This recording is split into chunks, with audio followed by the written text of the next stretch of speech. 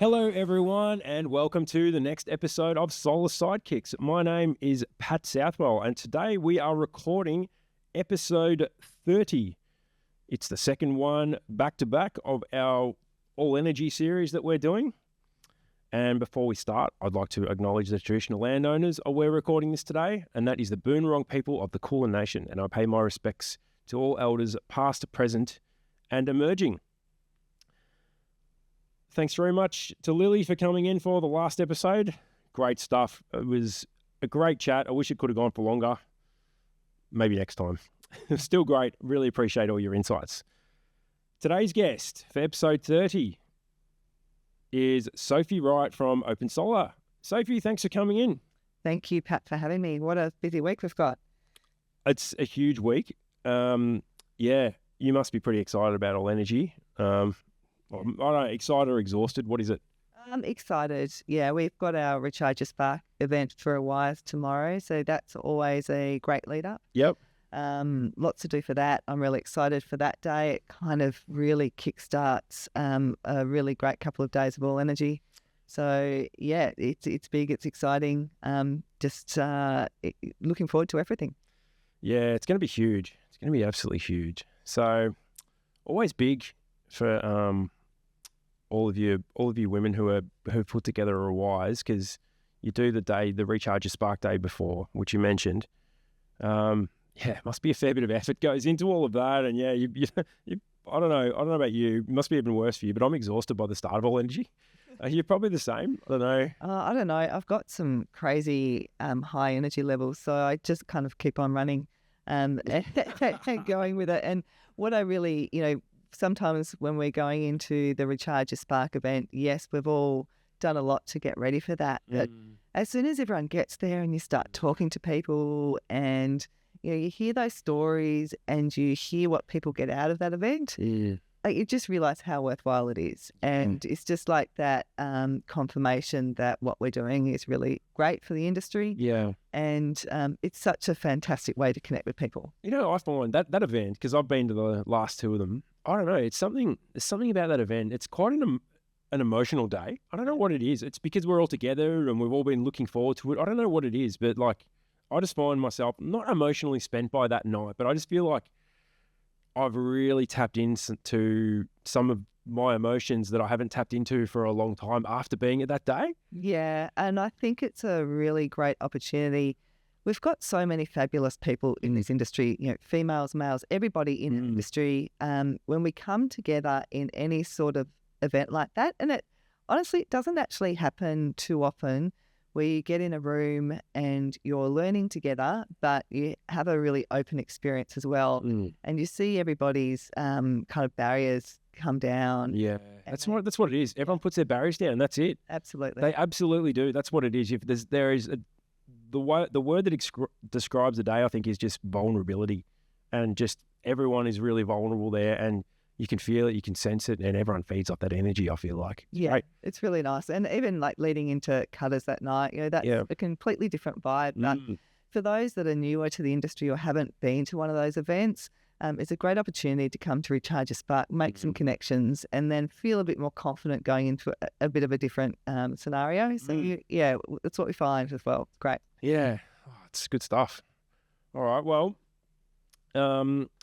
people that have been listening would probably have heard, I think it was after episode, 27 or 26 or 27, I announced that you were the next guest. So I need to make a formal apology, a public apology to you for basically ditching you is what I did. That's about as close as I can find. Well, I had you booked in and everything, and then I think a couple of days before, I'm like, look, Sophie, something's come up, and I just can't do it because something. Are you okay if we just postpone it? And you were really lovely about it, and I really appreciate how nice you were about it.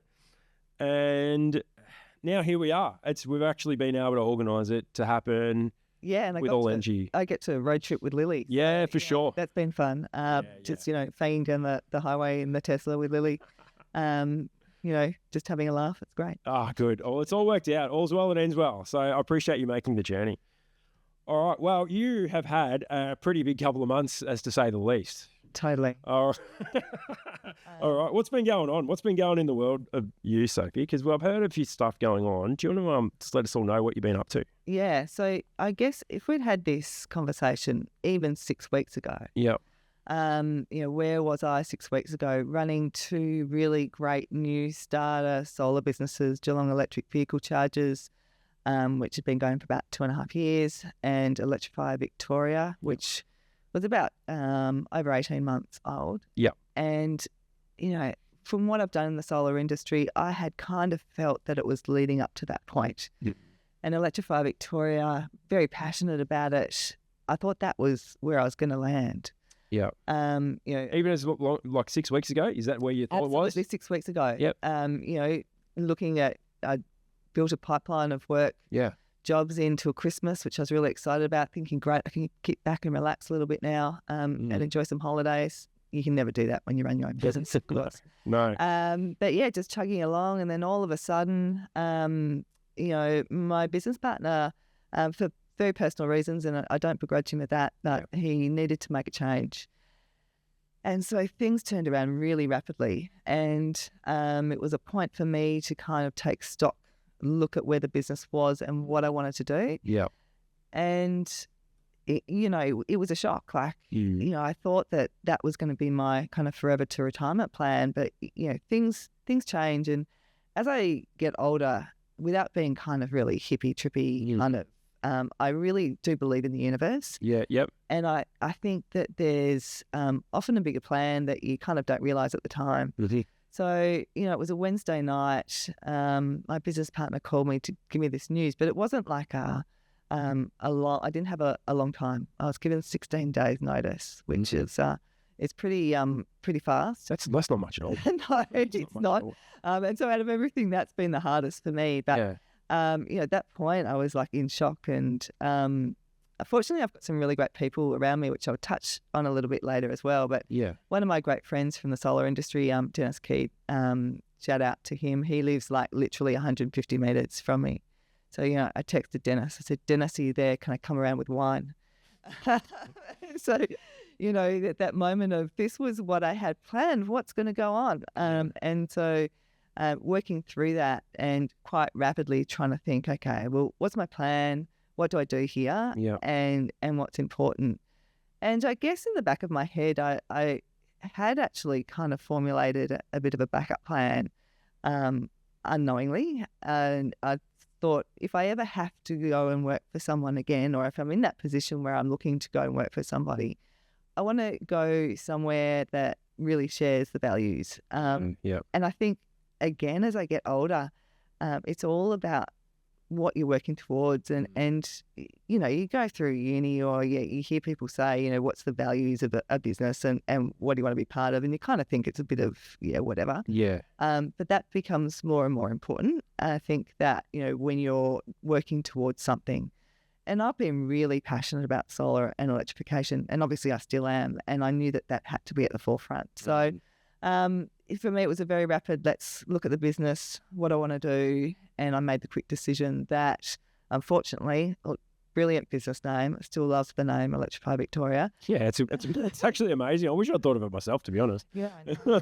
It's really good. It's one of those, I have lots of great thoughts when I'm running. Is that where it came to you? Yeah. That's where all those things come to me. I go for a run at 4 a.m. every morning. I've heard you speak about that. How it gives you clarity? Yeah, absolutely. Yeah. Anyway, so I had come to the conclusion that no, I would wind that up. And so it's been like, that was literally, I had that conversation on 4th of September. So and now I'm working really happily with OpenSolar. And again, as I say, the universe has kind of led me to this great business, which I have worked with for like 6 years, ever since I got into the solar industry. We'll probably touch on that a little bit later, but it's like the longest job interview ever, really. Yeah. I've been working with the product for that long. Yeah. And really love it. So everything's been quite crazy, but I think definitely I've taken away a lot of lessons from the experience. Yeah. And it's been a really great period of growth for me, to kind of reflect and to think about what I've learnt during this time, and to take away from that. Wow. It's quite self-reflective, all of that. And that's such a big, if you'd have told me, yeah, this has happened over the last 2 years, I'll be like, oh yeah, you've been pretty busy. It's been 6 weeks. Yeah. It's insane. It is quite insane. Yeah. But yeah, that's where it is. And, you know, here I am. Well, congratulations for making the move, and congratulations on your new position. Yes, thanks.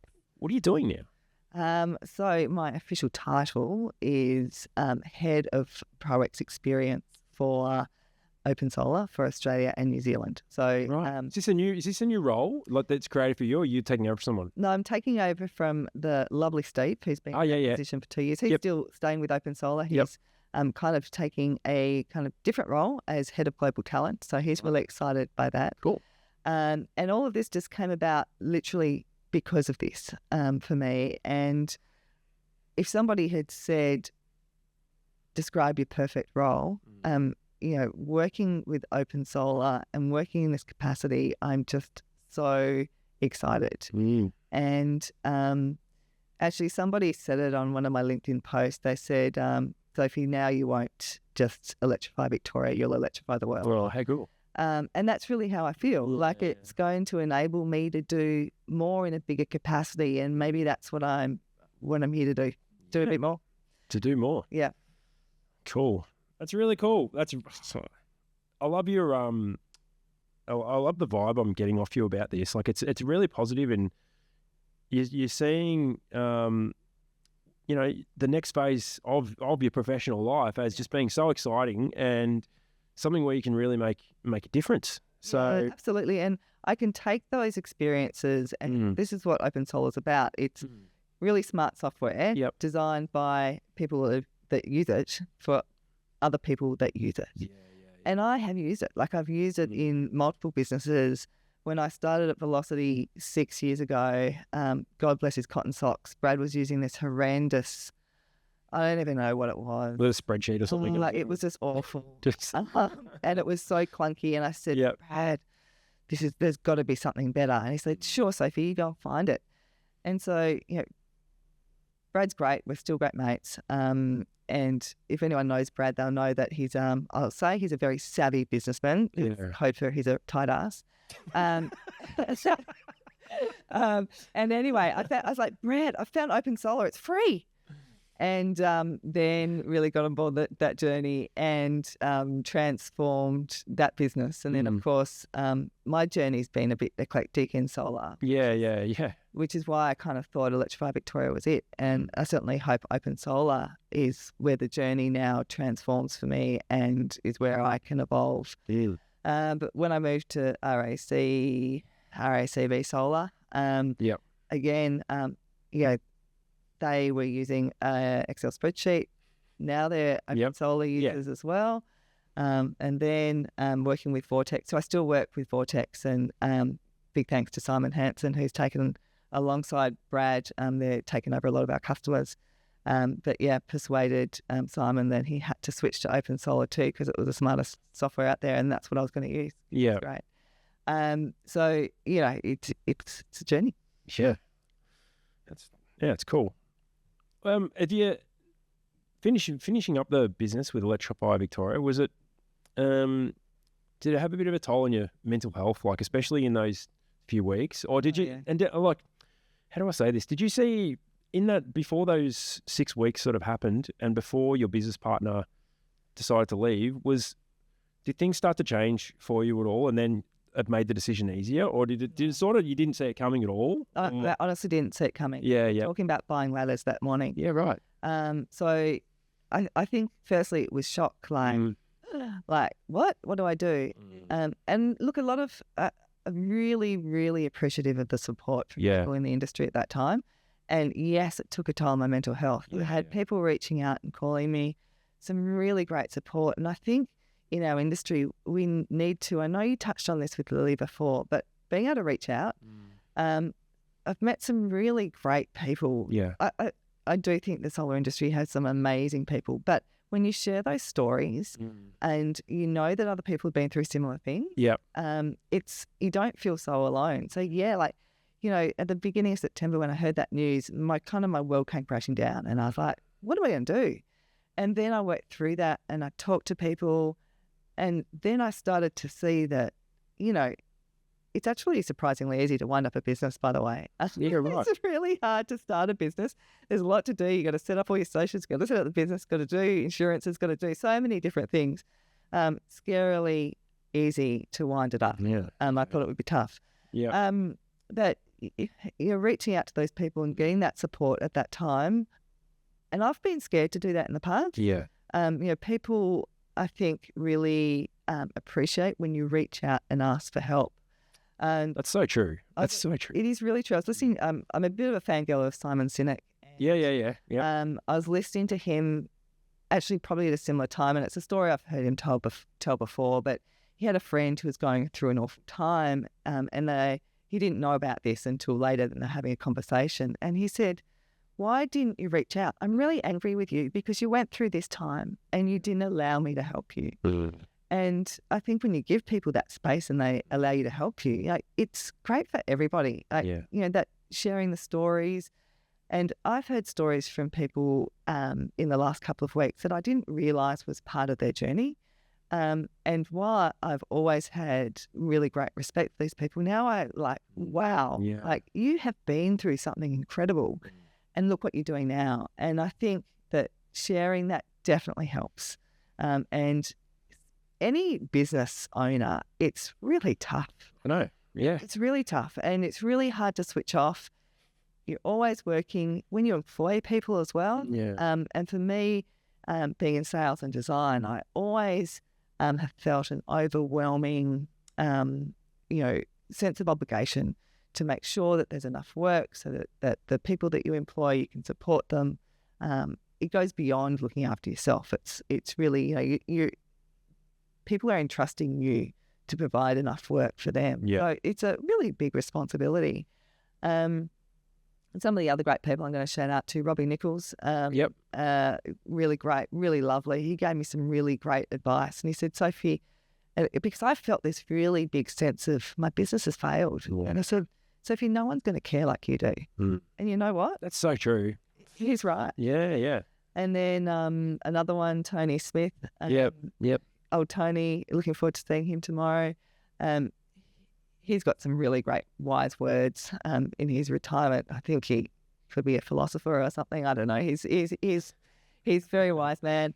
And he said to me, we had a conversation the other day, and he said, Soph, I'm really proud of you for actually being able to walk away from business and knowing when to do that. Yeah. And it's about reaching out to those people, and they're great friends, like the people that are really there for you and always there for you. And so there's been others as well. You know who you are. If I've spoken to you in the last couple of weeks, there's lots of them.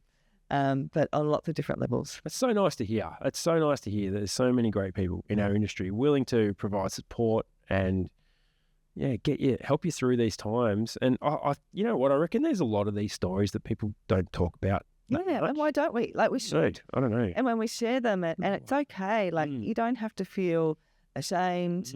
Everyone has ups and downs in businesses. Stuff happens that you just don't think about. Like, it doesn't make you a bad person or anything like that, or people don't judge you for it. Yeah. But some of the lessons I've learned, Pat, I mean, if I reflect, I remember people telling me when I set up this business, they said, don't go into business with friends. I don't. Yeah. And you know what? As I said, I don't begrudge my business partner, but it's really hard. And everyone says that won't happen to us. We won't end up like that. But it's really hard for it not to. So just, I would say, stop and think. Proceed with caution. Well, think about and maybe have the confidence to do it yourself. And I think that's what I was lacking at that point in time. I didn't think that I could set up a solar business myself. Yeah. And, hindsight's a wonderful thing that, maybe if I'd had a bit more confidence, or maybe if I'd taken time to reach out and have those conversations with people at that point, maybe that would have been slightly different. But, it was a great experience. I'm really proud of what I achieved. You should definitely be proud of yourself. Like, I'm proud of you. I'm like, you know, we don't know each other that well. We've only really known each other at conferences and that sort of stuff. And sitting down, having drinks, and probably a few D&Ms actually, more than I think, probably more than I remember. Bit of Carolina's breathwork. Yeah, through Carolina's breathwork as well, and ice baths and that sort of stuff. Yeah. All of those things. Yeah, so there's a few moments. But, you know, and people said to me they're still saying to me, like, Soph, your business, you're killing it. Yeah. And we were. Yeah. And that's part of, I think, where my shot came from. Like the business was really rapidly growing and it was in a really great spot. We got to sort of, the 18-month mark. And all of those kind of setup costs and the headaches of that immediate time of the business were kind of through. Yep. Now it's time to really knuckle down, consolidate, lots of referrals coming in. You know, while I was sitting here and you've been recording with Lily, someone else wants to go ahead with their solar battery. So, Simon from Vortex, here's another job. Here's another one, yeah. But yeah, share it around. All right, Lily. Sorry, Sophie. Sorry, Sophie. Sorry. Too many people talking about. All right, we're gonna go to a break, and we'll come back after that. And there's a couple of other things I want to ask you about, but that's been a really heartfelt start to the show. Thanks for sharing all of that. Sorry if it was a bit too deep. It was not too deep. I'll tell you what, we've gone pretty deep with a few of these episodes. So you're on point, I think, and I appreciate it. So thank you. No worries. All right, we'll be back in just a few moments. Hey solar installers, struggling to keep up with CPD requirements? At Southwell Solar Training, we're here to make it simple. Our online courses are designed to give you the knowledge you need without the sales pitch. With an affordable subscription, you'll unlock access to our growing library of technical courses, covering everything from inspecting older systems to spotting installation defects. Learn at your own pace, earn CPD points, and stay ahead in the industry. Join us today and start learning smarter, not harder. Visit www.southwellsolartraining.com.au and get your CPD the easy and affordable way.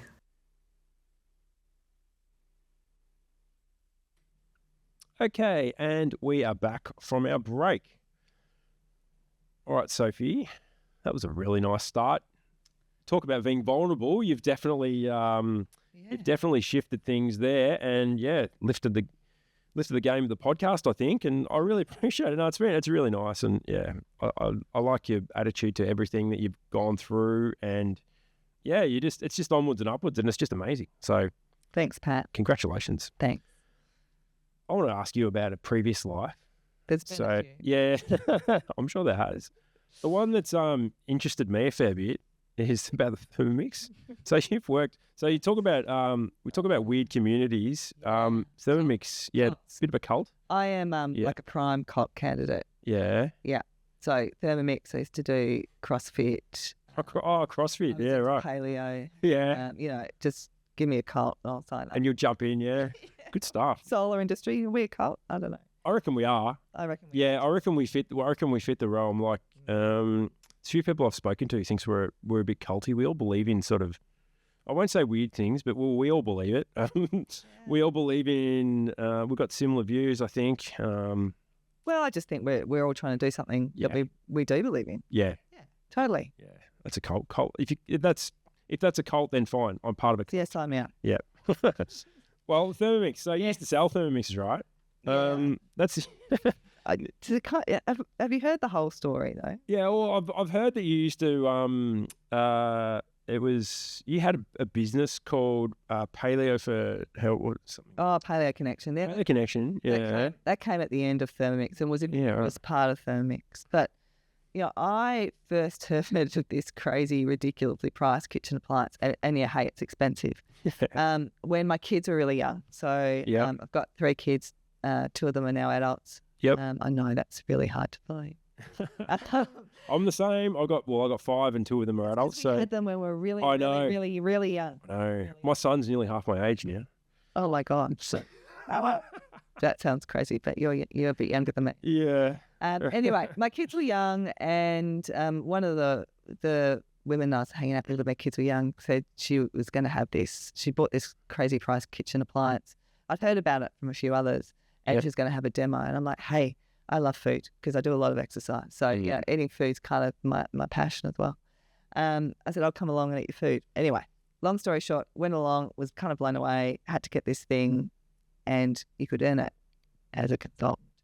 Now, this is the crazy world of, and I do call it multi-level marketing, right? But I believed in the product first. Like it is a great product. I've got 2 of them still. What models? Come on. The 6. Yep. I'm all about the nicest, brightest, shiniest, newest feature. Yep. Like I've just got the iPhone 15 Pro Max, and I'm like, no, need the 16. 16, yeah. It's got AI in it. It's smart. Like I'm always about get what's smarter to make your life easier. Yeah. Like in everything I do. So anyway, I got this Thermomix, loved it. Really great when you've got babies and toddlers. Like you can do so much. So I was using it all the time. Anyway, the thing about Thermomix that's really interesting is the training that I got with Thermomix. And like we're going to South Africa, Vegas, some amazing trips with world-class trainers. Yeah. And I had always thought that sales was a dirty word. Yeah.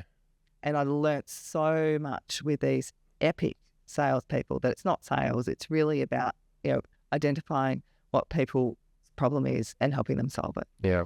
And I've taken that into everything I've gone to. Now, I'm not quite sure what you want to know about Thermomix, aside from that it is really awesome. And if anyone wants one, they're great. And I still have people coming and saying, I'm ready to buy a Thermomix. You still get the calls, do you? I still get the calls. So Yeah, right. my lovely friend Sarah in Geelong, she gets, hey, here you go. Get like that solar that's happening now. But yeah, no, great product and a different life. So we've had one. We jumped into. Look, I don't know if we're part of the cult or not. Yes, you are. My wife, or maybe we are. We bought one. We bought one where we didn't really have any money. Yeah. Because they're $2,000. Like we bought one in 2014. Yeah. And still got that same model. Yeah. And we've upgraded. So we've got. Do we have 2 or 3? I'm not sure. We've definitely got 2. We might have 3. I don't even know anymore. They just did like some crazy upgrade offer where they got heaps off and you got to keep the old one. Yeah, that's right. I did hear about that. My kids love it.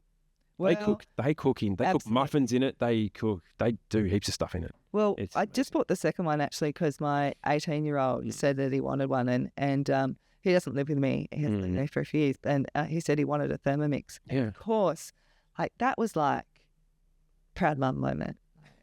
I've done something great. He's soon to use it. So yeah, he uses it a lot now too. So on your Ned, he'll never listen to this, but that's all right. That's good. Well, so in tying this back to the solar industry, right? Yeah.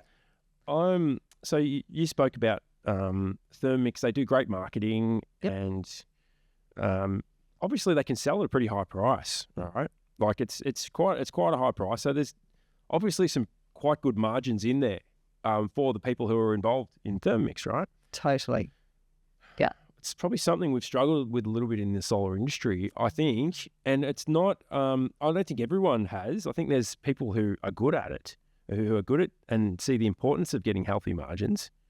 But why have we fallen into this race to the bottom? Like, what is it? What is it about solar? I don't know. Nice segue, by the way, Pat. Yeah. I just really want to know about Thermomixes anyway, but yeah. Look, it's a really interesting one. Yeah. Something I'm super passionate about as well. Yeah. And, the solar businesses I've worked for have never been at the bottom end, and Electrify Victoria certainly wasn't at that bottom end. Yeah. In terms of competing on price. And I think it's really about knowing what your values are. Yeah. So if you really believe in quality products, and I do, like I think that if you are going to do something, you do it right. Yep. Maybe it means I've just got expensive taste. I don't know. But if you're selling something, and particularly with solar in our industry, I think, there's certainly 2 parts to a solar system. There's the quality of the products and there's the quality of the installation. And you really need to have... Yeah, you're talking my language. Yes, yeah. But both need to be really good. Yeah, yeah. Because you can have the best products, crap install, and vice versa. But when you talk to customers and you are working out what they need, firstly, I think it's really important to have that conversation with anyone that contacts you. So as a solar business owner, your time is precious as well. So you get calls from somebody and they'd say, Soph, I want a 6.6 kilowatt system. Just send me a quote. Yeah. And you're like, okay, they haven't talked about what sort of inverter, what sort of panels. They've just gone with the 6.6. Yeah. Having that conversation around what they really want. And they're saying, you know what, if you're looking for the best and cheapest price, that's not what we're about. This is what we're about. And you can be clear about that from the start. If you're passionate about good quality installation, which costs money, good quality components, which cost a bit more money, and you hold true to that and you have that conversation with customers and you work with them and you work out what they want and you really identify what system's going to work. Yeah. For me, it's always about tailoring a system, like never off the shelf rubbish. But when you understand what they want and when that fits in and you can work around it, it might not be, that they're going to go for the most expensive panels and the most expensive inverter and the most expensive battery. You might have to jiggle some of that around without selling, rubbish. But when they understand and appreciate why, then they're willing to pay more. Yeah. I think what's happened in our industry is there's been a big price war. Business has been slow. It's been like this for a while though. Like we've always fallen in. Look, it's probably worse now than maybe ever. It's been bad over the last couple of months. And Lily and I have had this conversation over the last couple of weeks too that, people have been installing for cost because they want to keep their crews. They want to just keep their crews working. Yeah, you want to keep people. Yeah, people are relying on other people and they want to keep things ticking over. But what does that do to our industry? I mean, when you're working at cost, there's going to be corners that are cut.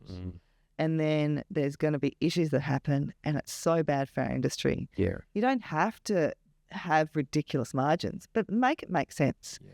And I think we're seeing that too when there are warranty issues. Like if you haven't factored some of those things into your costs, you're going to get burnt at some point. You're 100% going to get burnt because if you get big enough, you're going to need a service crew, and there's all these other things are going to start biting you. It's a matter of time. Absolutely. And things are always going to start to happen. Yeah. And you have to kind of plan for that. And it's like, I've never played in the off-grid space, but, I know enough about it. I've worked with other people that do. But you've got to really, particularly with off-grid, be making sure that you factor in those costs because you're going to be returning to site. And you might be doing that fairly regularly. And if you're not careful about how you sell that, you're not going to survive. So I think that we've got to, I'm not saying that we need to be unrealistic in what we do, but I think as an industry, out of respect for what we're doing, we're installing something on somebody's house. Well, you're installing a power station. Absolutely. On somebody's house that's part of that building that should be quality. And if we do rubbish and it backfires, it really hurts the whole industry. And, that's a very kind of...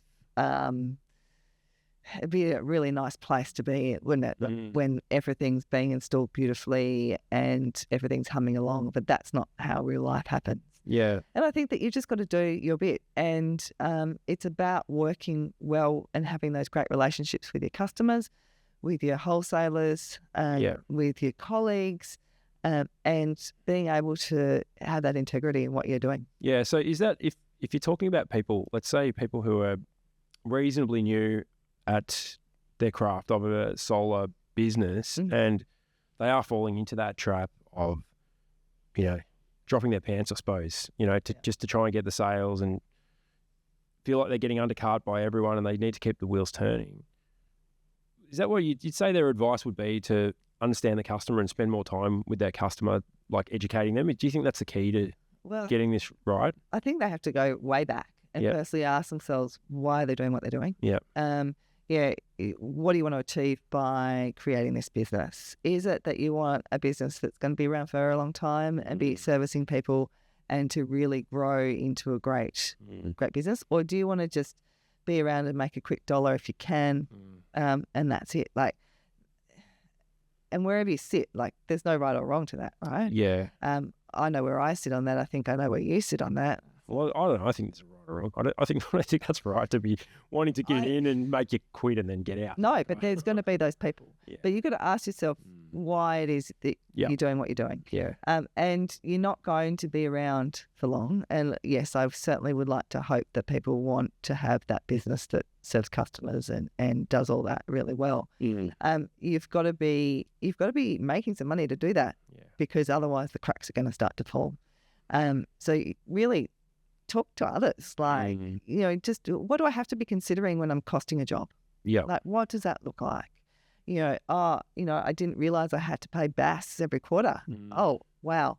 Having an understanding of how a business actually works and what expenses you're going to have. Yeah. And what you need to factor into a job, not just like, I'm making $1,000 on this system today, because that might not cover your labour. That's or right. anything else. Adds up quick. I'm telling you, the expenses adds up really quick. Sure does. You think you're making all this money and you're like, no. So business is tight. You've got to be smart about what you do. Yeah. Be smart in business and think about why you're doing it.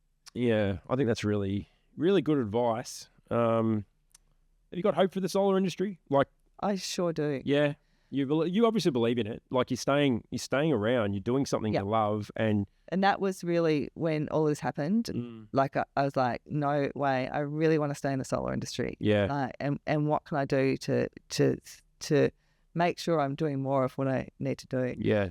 I think that there's always going to be times in this industry that are tough. But if you think fundamentally, there's so much more that we need to do. Yeah. Not just in the solar space, like, certainly I saw it with Electrify Victoria. The industry is growing and evolving, and I think the solar business that are smart and they grow and evolve with that. Like, hot water, that's a huge new market, and hot water heat pumps. I really enjoy selling those. Yeah. It just makes sense. So this whole electrification of homes, Southwest Victoria, or Victoria in general, like we have a lot of gas. We've got a lot to do in this little corner of the world. No. I was just hearing about, there's a new arena funding project for 2515 in New South Wales. Oh, electrification project. That's where Sol. Isn't that electrify something? It's electrify something, isn't it? Yeah, it is. Did they steal your name? Like, did they? I don't know. It'd be a bit hard to say Saul Griffiths stole your name. That's a bit hard. Really Yeah. No, he didn't steal my name. Yeah. I didn't patent that name, but I did. I saw some social media on that this week. I think it was. Yeah, so that's all Yeah. new. So there's a whole lot happening in that space, and I think as solar businesses evolve and they bring in these other side products to do that electrification, and self-consumption becomes more important. That's a huge untapped area. So not just self-consumption. I'm talking about load management. Absolutely. That's the big one. Absolutely. Yeah. And it's such an exciting space too. Really is. We're going to see that particularly as premium feed-in tariffs drop off. Yeah. These people have to suddenly start realising that using your solar is so much smarter than now. Yeah. When feed-in tariffs are where they are, and it makes sense.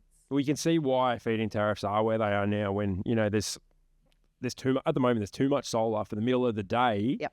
And it needs to be. We need to move it to batteries or people to be. I love that too. Yeah. So I charge my car. Yeah. 11 till 2 every day. Happy day. It's for free, is it? Even though my solar's pumping, and particularly now, it's hard for me to nearly use all that and then be using free energy. But certainly in winter, it's a great option.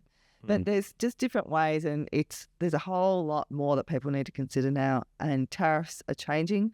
They're changing because our energy space is changing. And how can we educate people without overloading them? Yeah, that's right. I feel like that's right. We do need to have that education piece, and there'll still be the crazy people out there who have got another point of view with this sort of thing.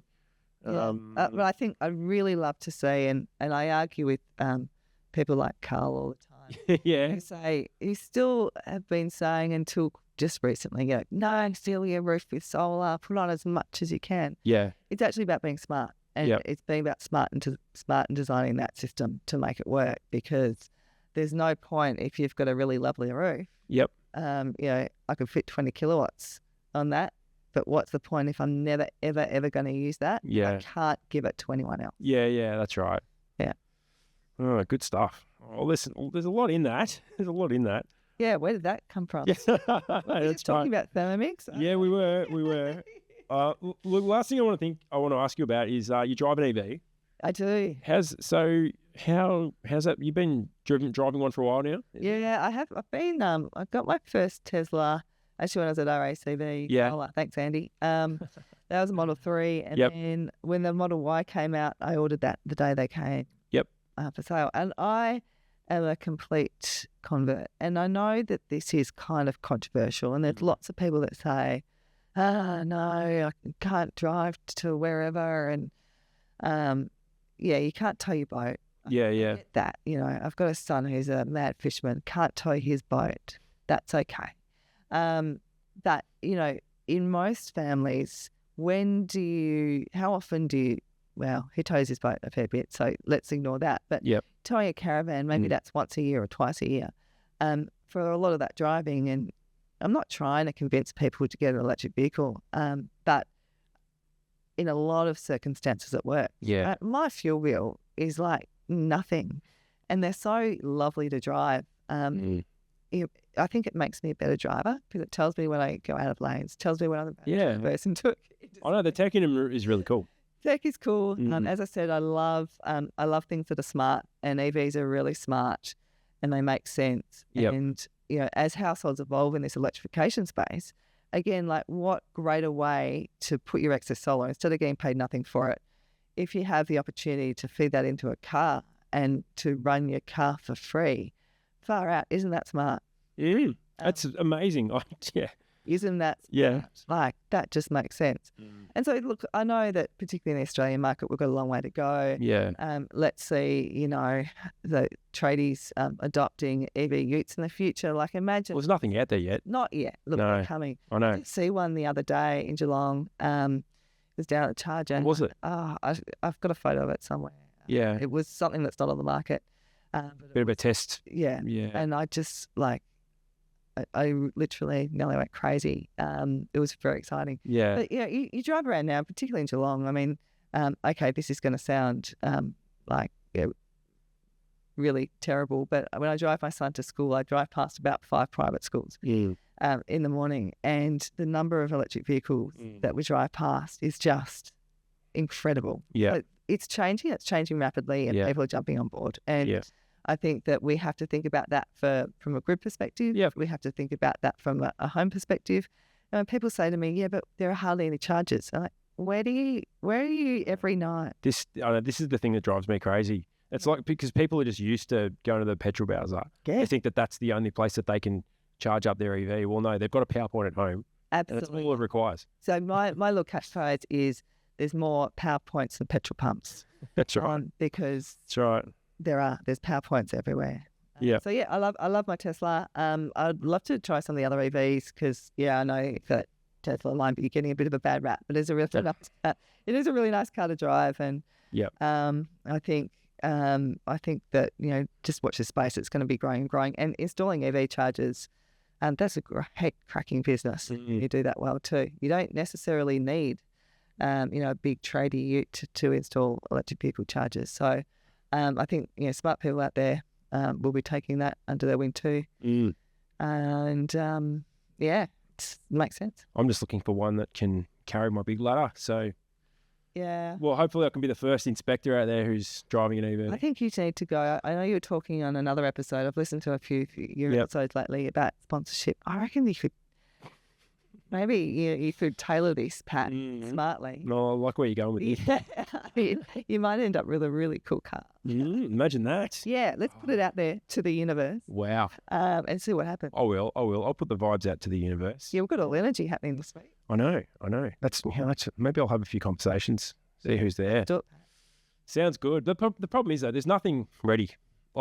There's nothing that will really, I've spoken to people about maybe a Tesla Model Y with a roof rack, potentially. That does work. And I've got the Model Y. I put a motorbike in the back. Yeah. What else have I put? Doors. Can't quite fit solar panel in there because they're a bit too wide now. Yeah. But the space is incredible. Like a proper motorbike has gone in my Tesla. Wow. That's amazing. Yeah, they're huge. The space in there is incredible. So it certainly has some capacity. Just get yourself some rope. Yeah, well, this is the thing. I'm kind of waiting. I think the one that's probably, I don't know, I'm kind of got a keen eye on the BYD at the moment. They've got a twin cab ute. So they're about to release a hybrid one, which I still struggle to say the word hybrid, even though I know it's much better. I just I don't know, it's just kind of like what you get when you don't want to get an EV. Yeah.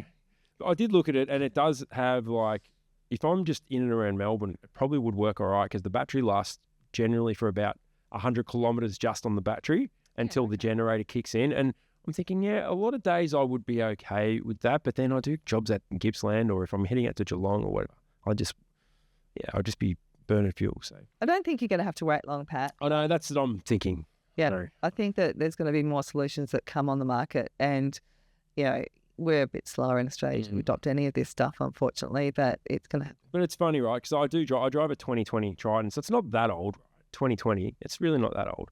But then when I drive an EV and get back into my Triton, it feels like I'm driving a tractor. Yeah. So, which is, it just feels like this old clunky mechanical thing. Oh, you get in an EV, it's just nice and it's beautiful. Smooth, absolutely. It's quiet. Yeah. And my kids get in the car and they're like, oh, man, that's so quiet. Yeah. But now they want to take it because, they're getting their licenses. It's scary. Yeah. All right. Well, I think we're going to have to wrap things up here, Sophie. I know another shorter episode, but, we could go for ages. We've all got like a huge couple of days coming up. We sure do. With that in mind, what's your closing sort of notes? Anything you want to sort of leave us with before we wrap things up? Yeah, well, I know this is probably going to come out after All Energy, but I'm on a stand this year with OpenSolar. Oh, you're working the stand. It's a little bit different for me. You got good shoes? I'll be right in my heels when I heels. We'll see. You should be actually if you just stand. I don't know. No, I don't reckon. I reckon you need to go out and get some some Nikes or something. I know I do have some Adidas in my bag, so we'll see how Chuck it goes. them on.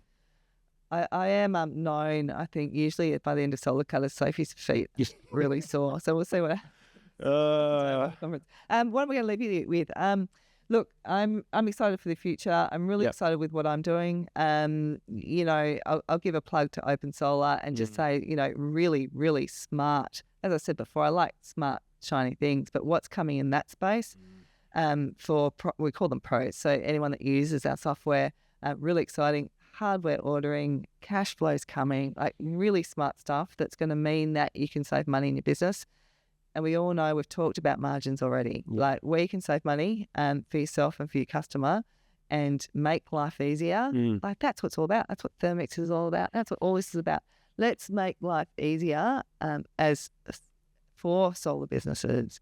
And let's just work smarter and not harder and do things that make sense. Love it. That's really wise words. And we could all, a couple of mantras there we could all live by, I think. Yeah. So that's really cool. And we got through a whole episode without mentioning running or other stuff crazy. Hyrox is my current passion, but yeah. Oh, you mentioned, I know you spoke about your CrossFit stuff, but Hyrox is better than CrossFit. I've seen you doing your Hyrox stuff. Anyway. Next cult. All right, cool. Well, I'm looking forward to spending the next few days and seeing you around, Sophie. Thanks, Pat. It's going to be great. Looking forward to the AWISE event tomorrow. Yep. Favorite day of the year, as always. And it's going to be amazing. I'm really looking forward to it. Yeah. Wanted to say thank you for making the time to be able to come down here, and especially after I screwed you over on that first time. But you're forgiven. Yeah. Thank you. It's been really good. I'm glad you were able to come down. And it's been another great episode. Thanks for your vulnerability as well. I think that really helps people, be more vulnerable as well when they hear people do it. And also, obviously, figures in the industry like yourself, I think a lot of people look up to you. So it's nice to hear that you're human as well. Yeah. If anyone ever needs a chat, give me a buzz. That's good. I love to hear that. Thanks so much, Sophie. All right, everyone. Well, we will see you on the next episode of Solar Sidekicks. We have another guest about to come in, and we'll be doing that throughout the evening. So thanks very much, everyone, for listening. Turn around, look me in the